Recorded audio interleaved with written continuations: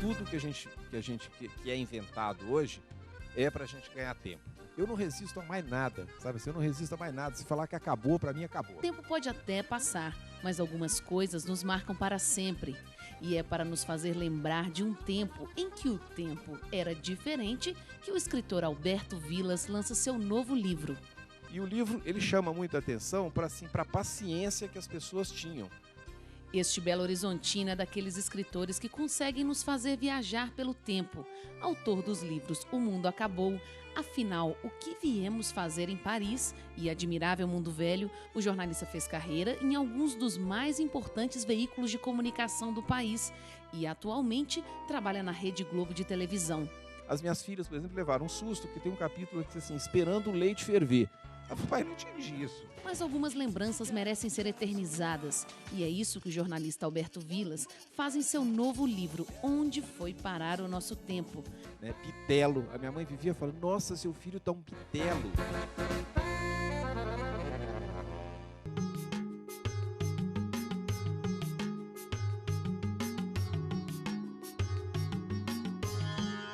Dizer que você é um dos maiores pesquisadores que eu conheço na vida, né? Um dos maiores colecionadores, talvez. É o nosso Pedro Nava moderno, pode-se dizer assim. Tomara. Conta um pouquinho para mim dos seus livros. Vamos falar um pouquinho dos livros por ordem cronológica, Vila, para a gente então, situar o espectador. Eu comecei com essa ideia, né, de recuperar um pouco o tempo, de contar as minhas histórias. Primeiro, eu tive essa ideia, porque, quer dizer, eu não tive a ideia. Quem teve a ideia foram minhas filhas, que começaram, pai, você tem muita história para contar, você tem que pôr isso num livro. Aí eu achava que eu ia fazer um livro só, né? Então vou reunir todas as minhas histórias num livro. Aí eu fiz O Mundo Acabou, que foi o primeiro livro, né? Ele já está na 12ª edição, né? E nesse primeiro livro eu reúno coisas que acabaram, né? Então, assim, coisas de uma maneira geral, assim, programa sempre de contando televisão, uma historinha delas. Né? Eu peguei, quer dizer, as coisas assim, programa de televisão, refrigerante, produto de supermercado, e resolvi. A ideia inicial era contar o que era essa coisa, mas aí eu comecei a perceber que o legal seria contar alguma história sobre essas coisas que foram sumindo, né? Então, assim, eu comecei devagarinho, uma coisa, outra, e de repente, quando eu vi, o livro virou um livro, né? Assim, cheio de histórias de coisas que desapareceram. E que vão desde você pega aqui, tem o Rin-Tin-Tin, a calça faroeste, o papel almaço, a glostora, o sabão rinço. Então, tudo tinha uma história. Aí fiz um segundo, que é o Afinal que viemos fazer em Paris, que é mais a história minha, que eu saí do Brasil em 73 e voltei em 80. Mas não é assim, vocês vão ver aqui o que eu fiz lá em Paris, o que aconteceu em Paris, né? Tanto é que eu pergunto no título, afinal, o que viemos fazer em Paris. E nele eu resgato toda a minha memória, eu passei anos sem vir ao Brasil, e como que eu, apesar de eu ter feito faculdade lá, nasceram 2 filhos meus lá, eu estava muito ligado às coisas do Brasil. Aí eu parti para o terceiro, que são expressões, né? Assim, expressões que é um mundo que acabou das expressões, né? Então, assim, as pessoas... É engraçado, porque eu me pergunto aqui, por exemplo, uma das expressões é assim, vamos chamar assistência. Né? Ninguém mais fala assistência. Assistência virou ambulância, né? Mas antigamente falava assistência, falava rádio patrulha, né? Assim, as pessoas falavam muito rádio patrulha, né? E eu começo contando uma história que é esse filme, eu achei o filme um abacaxi. Mas foi no 11º dia daquelas férias do inesquecível verão de 41, uma quarta-feira, que ao chegar em casa, Maria Julieta abriu o diário e escreveu: à noite fui assistir ao filme Valente de ocasião, um abacaxi. São expressões que existiam e que não existem mais. E não só expressões que as pessoas falavam, como coisas que a gente passou a não falar mais também. Por exemplo, assim, me empresta o negativo da foto para mim fazer uma cópia. Né? Ninguém mais pede um negativo para ninguém, me dá o negativo que eu quero fazer uma cópia. Então, são coisas que foram desaparecendo. E eu chamo de um admirável mundo velho, que é uma coisa que as pessoas falam, mas isso é saudosismo. É saudosismo. Mas eu acho que a gente vive hoje um admirável mundo novo. Eu não acho que a gente vive, naquele tempo. Eu nunca fico assim com aqueles... Eu, por exemplo, eu tenho uma máquina de escrever que eu herdei do meu pai, que está lá no meu escritório, linda, maravilhosa, todo mundo que entra lá acha maravilhosa. Mas eu não tenho saudade nenhuma dela. Outro dia eu fui pegar, falei, o peso que é aquilo, para dar uma... Eu não tenho nem força mais para teclar aquilo. Eu adoro um computador, entendeu? Eu não troco, falando, bom era a máquina de escrever, né? Não era fácil, né, ter filho com fralda de pano, porque você tinha que lavar a fralda, esperar secar. Na época de chuva, na época de umidade, aquilo não secava, tinha que comprar mais fralda. Aí, quando a fralda secava, você tinha que passar a fralda. Imagina o tempo que não se gastava com fralda, com degelar a geladeira, né? E aí ninguém mais faz isso hoje, né? Ninguém mais lava fralda hoje. E aonde que está a meia hora, 1 hora por dia que você passava, né, lavando fralda?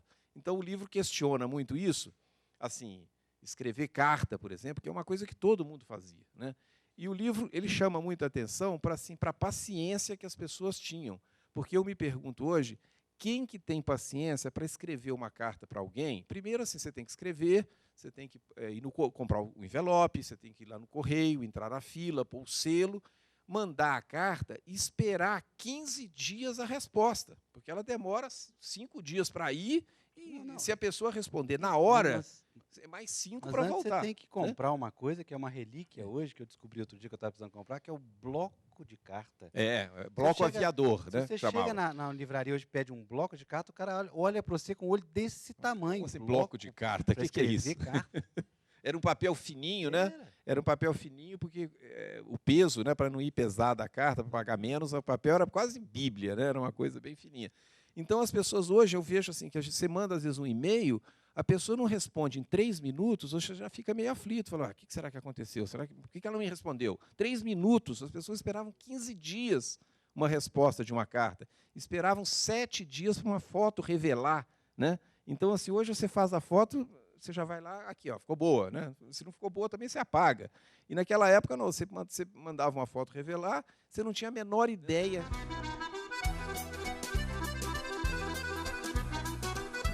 Então, eu acabei resolvendo colocar no livro, assim, registrar essa coisa cotidiana, né, da nossa vida, porque eu acho que se ninguém registrasse, isso aí se perde, né? As minhas filhas, por exemplo, levaram um susto, porque tem um capítulo que diz assim, esperando o leite ferver. Eu falei, pai, não entendi isso. Eu falei assim, o leite tinha que ferver, você comprava o leite, ninguém era maluco de abrir o saquinho e tomar um... A impressão que a gente tinha que morria. Quem é que nunca, né? nunca limpou fogão de leite derramado? Pois é. Então, assim, então as pessoas tinham que ferver leite, porque leite não era pasteurizado. Hoje a pessoa abre a caixinha e já bebe o leite. Minha filha não entende. Existem palavras, expressões e casos que se perderam, obviamente, por causa da tecnologia, né? Muda uma coisa para outra, que não se usa mais. É um assunto que se aborda muito nos seus livros. Mas existem outras que não têm a mínima justificativa. Por que sumiu?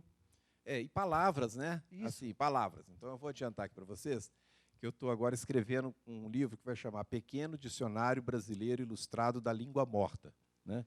Então, assim, para vocês terem uma ideia, eu até trouxe aqui umas anotações, eu estou na letra B, a letra A já terminei. Então, assim, bagaço. Né? Eu acho que em Minas ainda fala muita coisa antiga. Né? Assim, às vezes eu chego aqui e falo, nossa, eu não ouvia isso há muito tempo.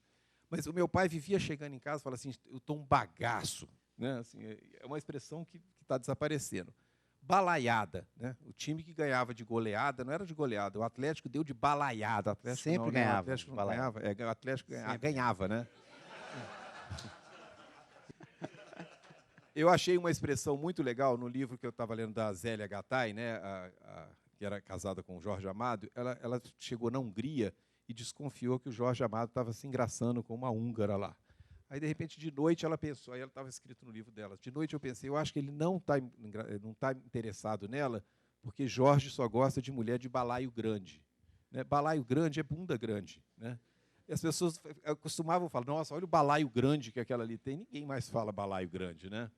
O jogador que estava impedido estava na banheira. Né? Ninguém falava está impedido. Está na banheira. Você não vê um Galvão Bueno falando, está na banheira. Se ele falar está na banheira, ninguém vai entender, vai achar que ele está tomando banho. Né?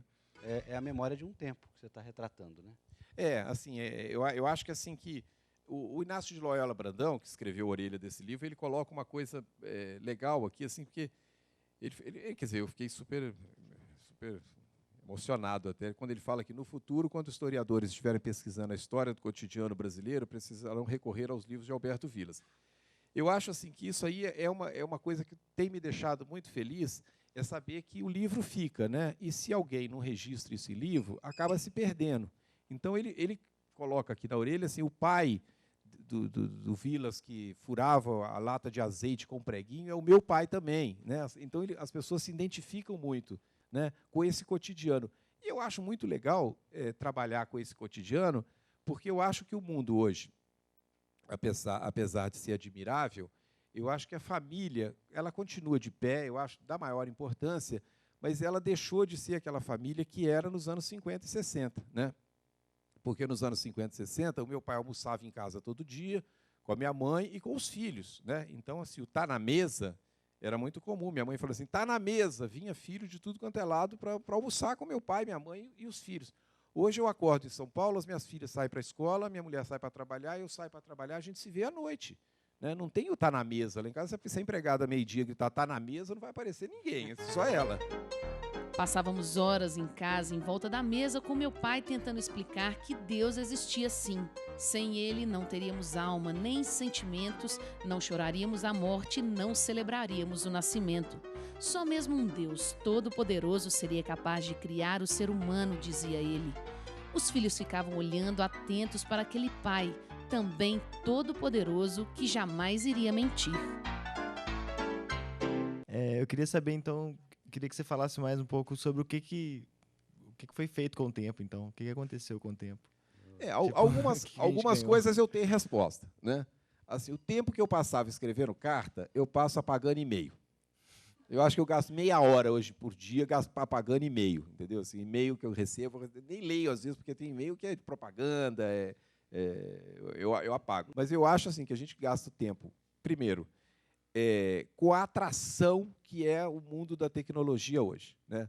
Então, eu vivo muito na ponte aérea, eu trabalho no Rio e em São Paulo, eu fico impressionado numa sala de espera, eu olho assim, tem 40 pessoas, as 40 estão manipulando o celular, né? Então, assim, e não é porque estão ali na sala de espera, o manipular o celular hoje em dia é uma coisa que virou um hábito de todo mundo, né? Assim, e eu acho que o mundo maravilhoso do computador, por exemplo, né? Antigamente, eu lembro do meu pai, ele contava que ele é da época que chegava em casa, ele acendia a luz e ligava o rádio, né, para ouvir as notícias. Então, todo mundo parava e ouvia as notícias do rádio. Eu sou da época que as pessoas ligavam a luz e ligavam a televisão, né? Hoje, as pessoas assim, nem ligam a luz, já ligam o computador. E o computador, ele é uma atração fascinante, né? Ele não é uma máquina de escrever. Então, eu sou um jornalista que trabalhei muitos anos com máquina de escrever, e me lembro que a pessoa fazia uma matéria, acabava, ele ia tomar um café, ele ia ler um jornal, porque ele acabou. Hoje, você entra numa redação, está todo mundo lá, você tem a impressão que está 1000, todo mundo trabalhando. Mas eles estão no Facebook, estão vendo o YouTube, estão respondendo e-mail. Eu sempre fiquei muito impressionado de ver minhas filhas, quando eu abro a porta do quarto delas, elas estão fazendo 5 coisas ao mesmo tempo. Elas estão com fone de ouvido, fazendo lição de casa, vendo televisão, ouvindo música, respondendo e-mail, fazendo 5 coisas ao mesmo tempo. Isso sempre me impressionou muito, porque eu sou de uma geração que a gente ouvia música. Assim, você parava e punha um disco e ficava ouvindo música, e não fazia outra coisa. Você assistia televisão, era só assistir televisão. Ler um livro, era só ler um livro, né? Aí a gente fez uma reportagem lá no Fantástico exatamente sobre isso, sobre essa geração nova que faz um monte de coisa ao mesmo tempo. São chamados níveis de consciência. Pois é. Aí, um dos meninos, um garoto de uns 7 anos, 8 anos, um menino lá do Rio, ele falou uma coisa que me impressionou muito, porque ele falou exatamente o contrário do que eu achava. Ele virou e falou assim, eu não consigo fazer uma coisa só. Então, para ele, é um absurdo, eu achava, vou parar aqui e ficar assistindo televisão. Não, eu vou assistir televisão, mas eu vou fazer mais um monte de coisa, né? Se eu vou jantar, eu vou responder e-mail, vou mandar mensagem pelo celular. Então, hoje é isso, né? Assim, então, a cabeça desse menino não é mais a cabeça de como você consegue fazer 5 coisas. Ele deve assustar de me ver ouvindo música. Fala, você está aí parado ouvindo música, que idiotice, faz outras coisas, né? E as pessoas têm necessidade, né, de fazer 2 coisas ao mesmo tempo. Assim. Então, as pessoas estão muito elétricas, assim, muito agitadas, né? Assim. Conta pra gente a história dos cadernos e que dia que a gente vai ter uma edição facsímile deles, porque dá uma vontade danada de folheá-lo. A história dos cadernos, eu nunca contei a história dos cadernos aqui, acho que não, né? Acho que não. A história dos cadernos começou no dia que o Julião nasceu, né, que está ali. O Julião nasceu no dia 6 de novembro de 77, ele nasceu em Paris. Aí eu tive a ideia de registrar o primeiro mês de vida dele. Eu falei assim, eu vou registrar dia após dia, né? Eu vou registrar o primeiro mês, porque eu vou guardar isso aqui para a posteridade. Aí eu comprei um caderno bonito na França, já aqui ainda não tinha esses cadernos enormes, lá já tinha aqueles cadernos bonitos, enormes, assim, grandes, de espiral. Aí eu comecei lá a escrever, 6 de novembro de 77. Eu escrevi o que aconteceu, o nascimento dele, a gente contou como que ele nasceu e tal, e colei lá um recorte de jornal, aí o primeiro telegrama que ele recebeu, a fatura do hospital, aí foi o teste do pezinho, foi tudo nessa primeira página. Aí passou para o dia 7 de novembro, a mesma coisa, né? Quando começaram a revelar as primeiras fotos foram para o caderno, e sempre escrevendo alguma coisa, né? Registrando alguma coisa que aconteceu. Aí, quando o Julião fez 30 dias, fez um mês, eu fiquei tão entusiasmado com o caderno, que estava ficando tão bonito, porque eu comecei a pôr outras coisas. Aí chegou foto de sobrinho, foto do meu irmão, fotos do Brasil, aí a gente começou a colar também em cada página, né? Aí, no final do primeiro mês, eu falei, eu vou fazer por 6 meses. Eu vou registrar a vida dele por 6 meses. Aí, quando ele fez 6 meses, a mesma coisa, já tinha 3 cadernos, 4 cadernos, falei, não vou parar, não, vou fazer um ano. Né? Vou registrar o primeiro ano. Aí achei que era legal, era isso, não era um mês, o primeiro ano dele está registrado. Aí, assim, a minha ex-mulher ficou grávida da Sara, né? Aí, quando ela ficou grávida, eu falei, vou esperar a Sara nascer, porque é sacanagem, né, parar agora e depois fazer o da Sara. E assim foi. Uma das coisas mais fascinantes são as coisas que as crianças falam quando elas são pequenas, né, que a gente esquece, né? Então, tem uma frase histórica da Sara, que outro dia eu achei lá, que está assim, a gente foi no Butantã, ela tinha 2 anos e pouco, a gente foi no Instituto Butantã em São Paulo, ela chegou, olhou uma cobra assim, e falou assim, engraçado, cobra é um bicho que só tem rabo. Né? Então, eu achei isso no caderno, eu teria esquecido isso, eu não lembrava mais, assim, mas quando você pega o caderno, você começa a achar um monte de coisa que... Né? Tem um registro da minha filha, que hoje está com 20 anos, que a gente achou lá outro dia, que elas adoram o dia de aniversário delas, elas pegam os cadernos, deixa eu ver quando eu tinha 7 anos, deixa eu ver o meu aniversário de 12 anos. Aí ela achou lá que ela teve uma briga com a mãe, né, essas brigas de filho pré-adolescente, que não quer tomar banho, que não quer ir para a escola, que quer ser independente. Aí ela teve uma briga com a mãe, ela escreveu assim, hoje eu estou tão triste que o meu coração está desmanchando em pedacinhos. Assim, eu falei assim, imagina alguém, uma criança de 7 anos, falar assim, meu coração está desmanchando em pedacinhos de tanta tristeza. O passado a que a gente se refere, com a velocidade das transformações do mundo, né, é 10, 15 anos. Por exemplo, você citou que o vinil durou 100 anos. Quanto tempo durou o CD? Né? Mudou os parâmetros, né? Não, e é engraçado, e essa resistência que às vezes a gente tem, né? Assim, eu resisti muito ao vinil, eu não resisto a mais nada, sabe? Assim, eu não resisto a mais nada. Se falar que acabou, para mim acabou. Acabou, morreu, porque é uma loucura você viver achando, se agarrando a umas coisas do passado. Não, disso aqui eu não me desfaço, né? Aí eu volto a uma história que eu acho que eu já devo ter contado aqui. Hoje em dia a pessoa está com um carro com 2 anos, ela já está querendo se desfazer dela. O meu pai, o maior orgulho dele é falar assim, essa Rural tem 30 anos e eu nunca vou trocar ela por nada porque não tem carro igual a esse. Então hoje acabou um pouco isso, né? Ninguém mais se agarra às coisas de falar assim, não, isso aqui é para a vida inteira. Nada é para a vida inteira, né? Então, assim, eu me lembro de uma história recente que aconteceu na minha casa. Eu tinha uma máquina de lavar roupa Brastemp que todo mês ela estragava. E o cara ia lá todo mês, me cobrava R$150 para consertar e falava assim, não troca essa porque não fazem igual a essa.